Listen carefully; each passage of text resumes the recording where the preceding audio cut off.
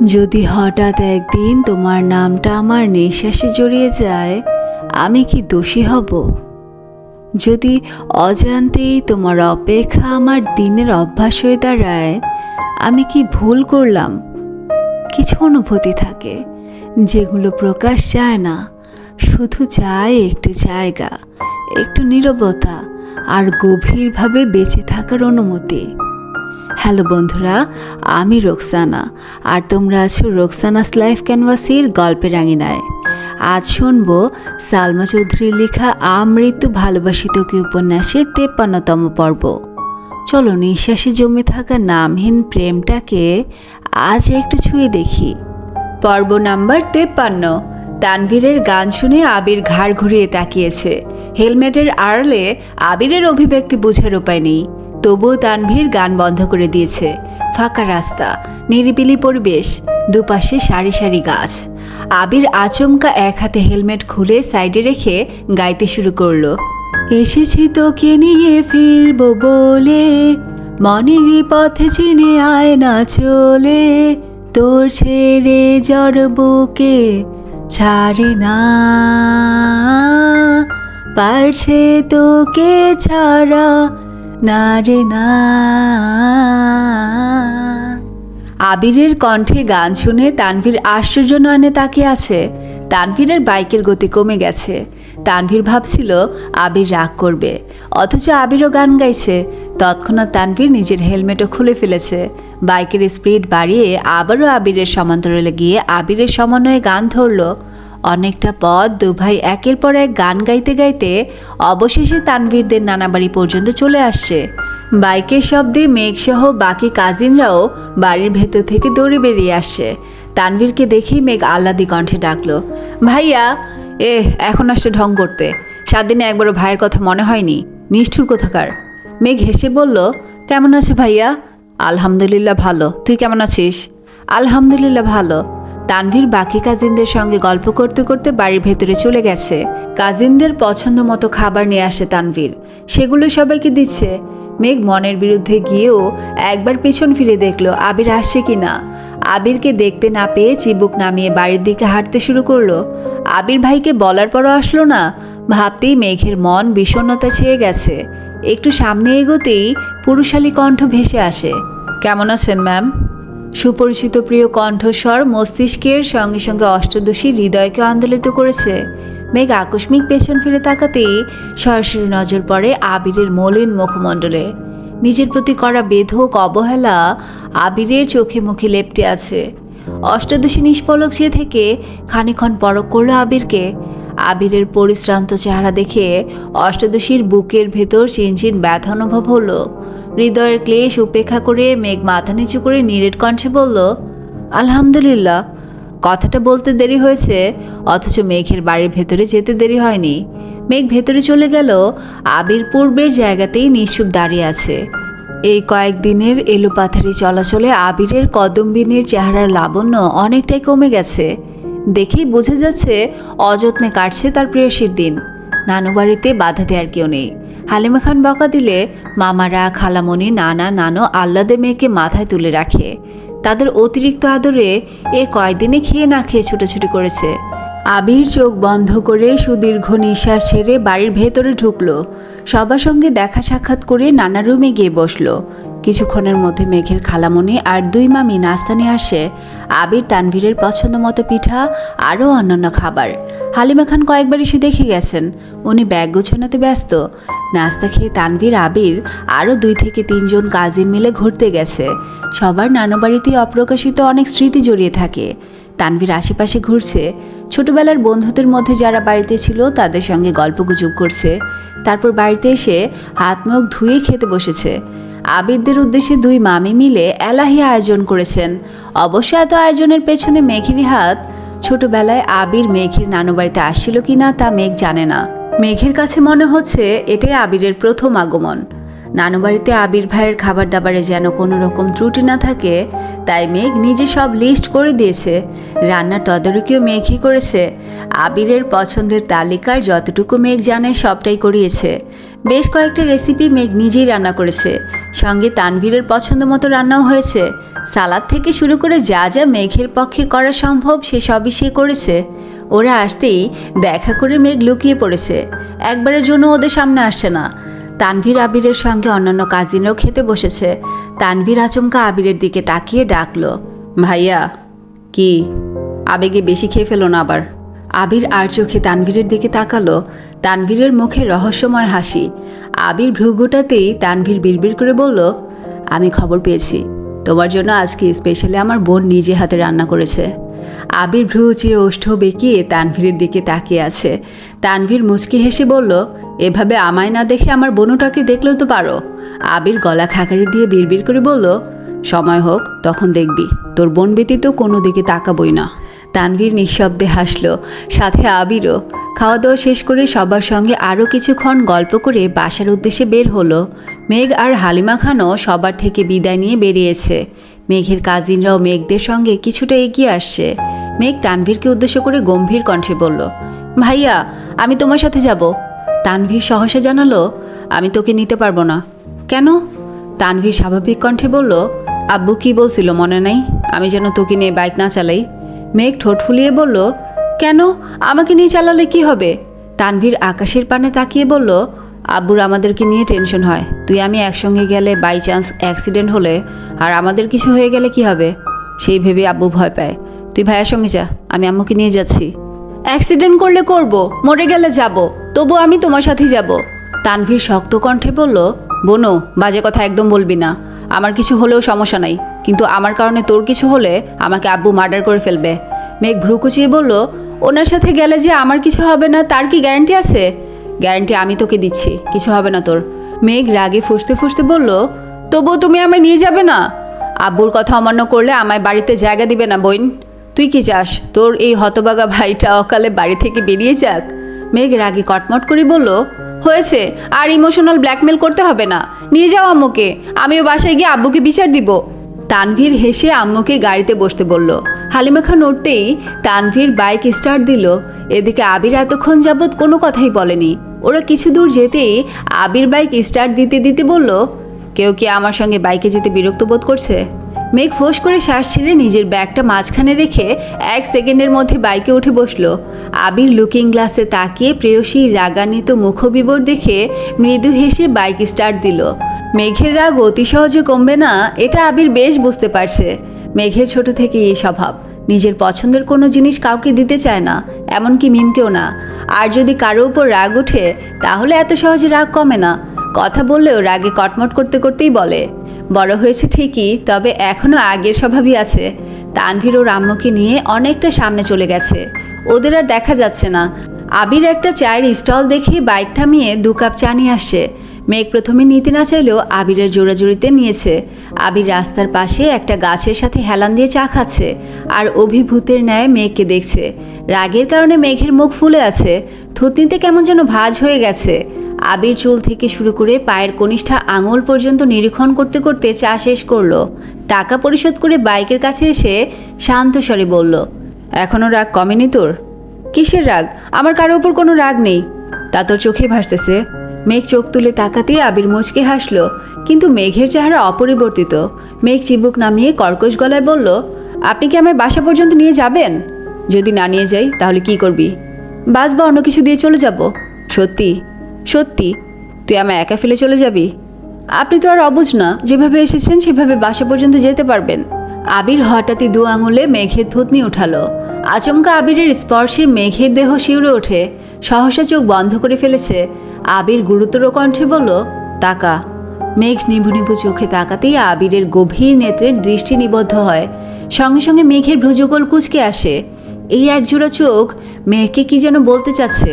চোখের ভাষা বোঝার সাধ্যই ছোট্ট অষ্টাদশীর নেই, তবে দৃষ্টির গভীরতা প্রখর তা বুঝতে সময় লাগেনি। ইদানিং আবিরের নজরের অস্বাভাবিকতা মেঘ প্রায় খেয়াল করে। মেঘ তাকালেই চোখে চোখ পড়লেই নিজেকে কেমন যেন আড়াল করে নেয় আবির। আজও আবিরের দৃষ্টি প্রখর। অষ্টদশীর আখি জোড়াও আবিরের চোখে নিবদ্ধ হয়ে আছে, পলক ফেলছে না কেউই। আবির হঠাৎই নমনীয় কণ্ঠে বলা শুরু করলো, আই অ্যাম সরি মেঘ, দিনকে দিন আমি মানুষটা বড্ড পাষাণ হয়ে যাচ্ছি। মাঝে মাঝে নিজের স্বার্থ ছাড়া কিছুই ভাবতে পারি না। মানুষ মন থেকে খুব করেছে, যখন সেটা পায় না তখনই তার দুনিয়া এলোমেলো হয়ে যায়। সেই জিনিসটা পাওয়ার জন্য আবেগ অনুভূতি বিসর্জন দিতেও দুবার ভাবে না। আমার অবস্থা এখন তেমনই। আমি জানি তুই এসবের কিছুই বুঝবি না, তবুও কেন যেন তোকে বলতে ইচ্ছে করছে।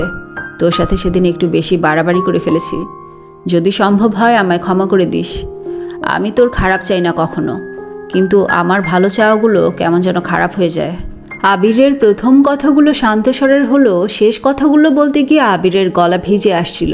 এদিকে আবির ভাইয়ের স্পর্শ শীতল কণ্ঠে বলা কথাগুলো অষ্টাদশীর হৃদয়ে 7 দিন যাবৎ জলজল করা তীব্র অনলকে মুহূর্তেই নিভিয়ে দিয়েছে। আবিরের বলা প্রতিটা কথা অষ্টাদশীর হৃদয় স্পর্শ করেছে। আবির কোনো বিষয়ে আপসেট এটা বুঝতে বাকি নেই মেঘের। আবির ভাই কিছু চেয়ে পাননি, এটা খুব স্পষ্ট। তবে কি চেয়েছিলেন তিনি, কেনই বা পাননি? সেই ক্ষোভ কেন মেঘের উপর ঝাড়েন? সব প্রশ্নের উত্তরই অজানা। আবিরের চোখ লাল হয়ে যাচ্ছে, চোখে পানি জমতে শুরু করেছে। আবির ঢোক গিলে মেঘে থুতনিতে রাখা নিজের আঙুল সরিয়ে অন্যদিকে তাকিয়ে ঠান্ডা কণ্ঠে বলল, আমি আসছি একটু। মেঘ স্তব্ধ হয়ে আছে। আবির কোথায় যেন গেছে। মেঘের মনে প্রশ্নরা ঘুরপাক খাচ্ছে। একবার ভাবছে জিজ্ঞেস করবে, আবার মনে হলো আবির ভাই কিছু বলার পাত্র নয়। জিজ্ঞেস করলেও আশানুরূপ উত্তর পাবে না, তাই অষ্টদশীর মনের গহীনে উদ্দিত প্রশ্নগুলোকে সেখানে চাপা দিয়ে দিয়েছে। তবে আবির ভাইয়ের একটা জিনিস বরাবরই অষ্টদশীকে আকৃষ্ট করে। আবির যেমন রাগ দেখায়, একটা সময় পর মেঘকে নিজেই সরি বলে। তবে এবার অষ্টদশীর মন এত সহজে গলবে না। আবির রাগ দেখাতে পারলে অষ্টদশীও রাগ দেখাতে পারে, তবে সম্পূর্ণ অন্যভাবে। কিছুক্ষণ পর আবির আসছে। ভেজে চুল ঝেড়ে হেলমেট পরে নিয়েছে। কথা না বলে বাইক স্টার্ট দিল। মেঘ পূর্বের ন্যায় বাইকে বসেছে। সম্পূর্ণ রাস্তা কেউ কোনো কথা বলল না। বাসায় এসেও যে যার মতো রুমে চলে গেছে। সময় চলছে নিজের মতো, সেই সাথে সবাই সবার মতনই দিন কাটাচ্ছে। নানুবাড়ি থেকে ঘুরে আসার পর থেকে মেঘ অনেকটাই স্বাভাবিক হয়ে গেছে। আবিরের কথা ভেবে মন খারাপ করে ঘরে বসে থাকে না। মিমাদির সঙ্গে আড্ডা, ছাদের গাছগুলোর যত্ন নেওয়া, ভার্সিটি, ক্লাস, বন্ধুদের সাথে গল্প, সব নিয়েই ব্যস্ত থাকে মেঘ। আবিরও নিজের কাজে ব্যস্ত। আলী আহমদ খান কিছুদিন যাবৎ অফিসে যাচ্ছেন, তবে মিটিং থেকে শুরু করে বেশিরভাগ কাজ আবিরই করে। তাছাড়া মোজাম্মেল খান বাকি কাজ করেন। তানভীরও নিজের মতো ব্যস্ত হয়ে গেছে। আবির মেঘের সঙ্গে কথা বলতে চাইলেও মেঘ কোনো কথায় তেমন সাড়া দেয় না। বাড়ির বাকি সদস্যদের সঙ্গে আড্ডা দেওয়ার মাঝে আবির আসলেই মেঘ নিশ্চুপ হয়ে যায়।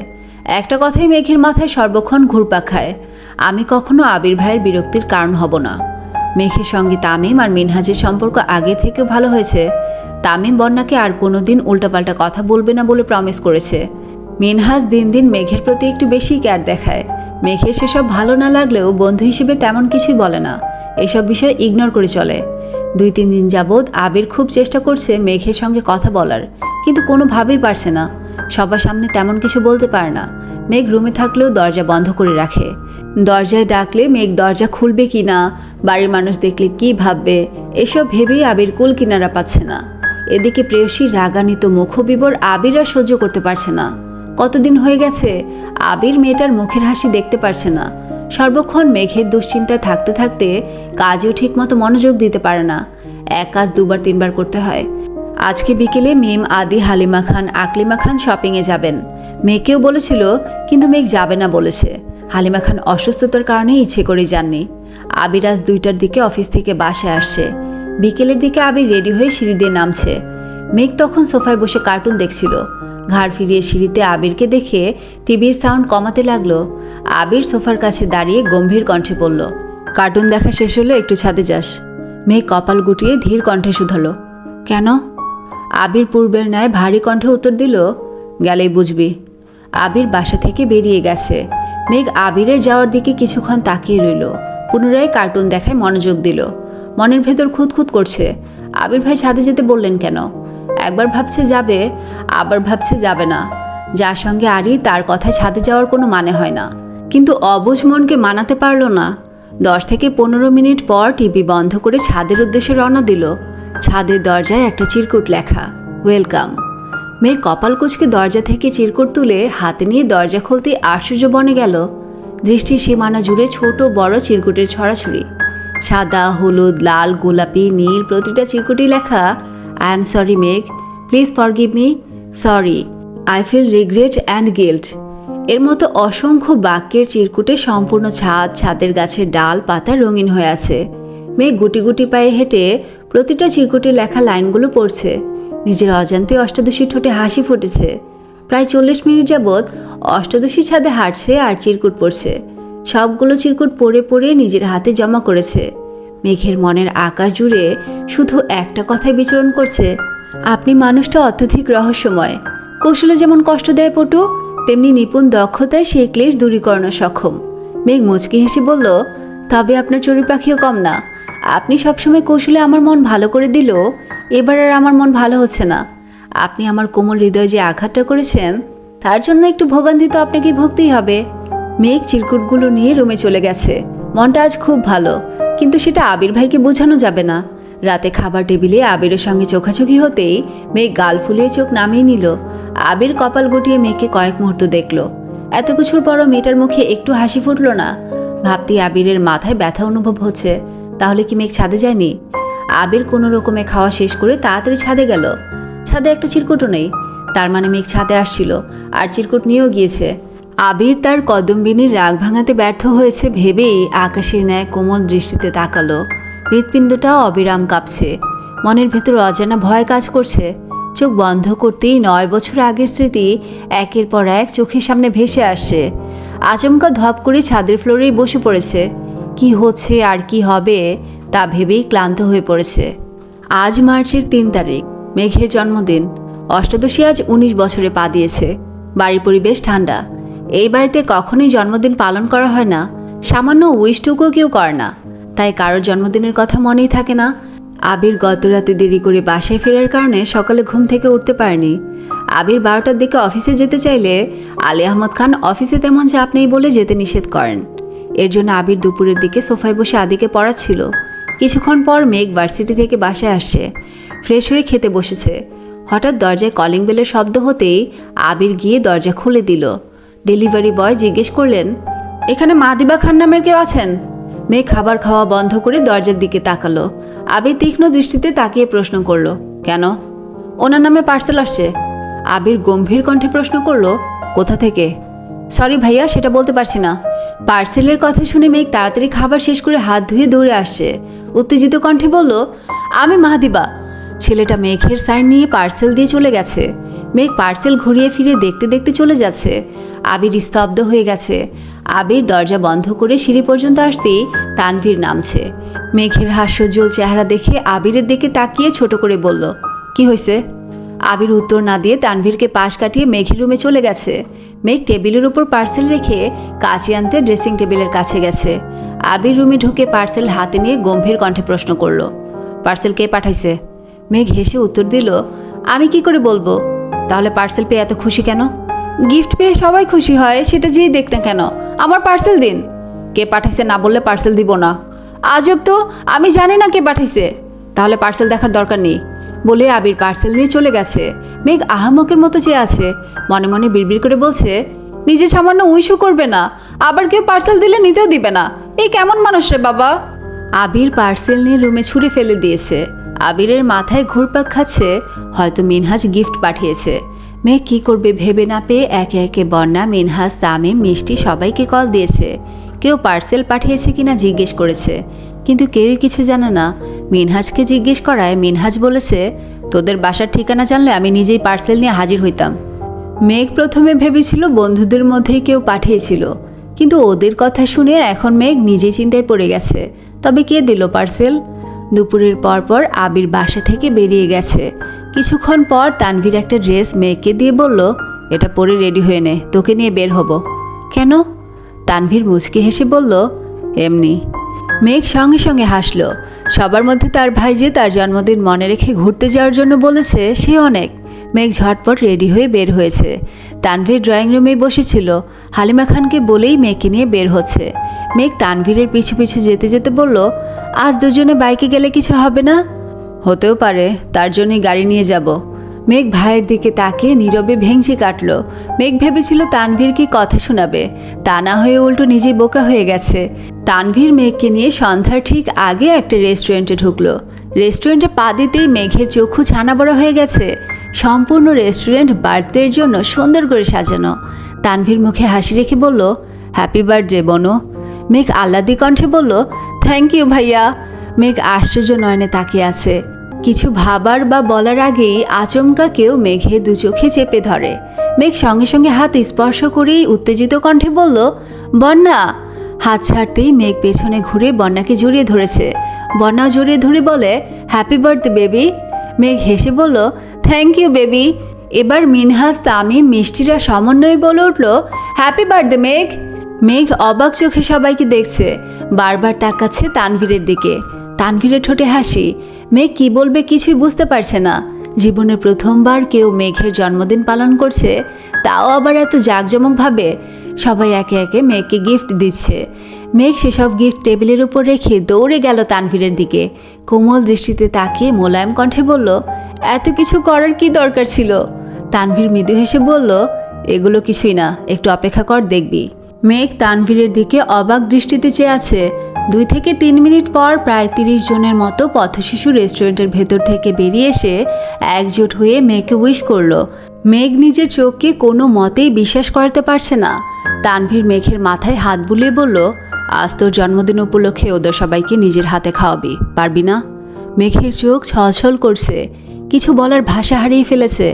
আকস্মিক ফুপ্পিকে দেখে মেঘ চোখের পানি ধরে রাখতে পারেনি। ফুপ্পি, আইরিনরা সবাই আসছে।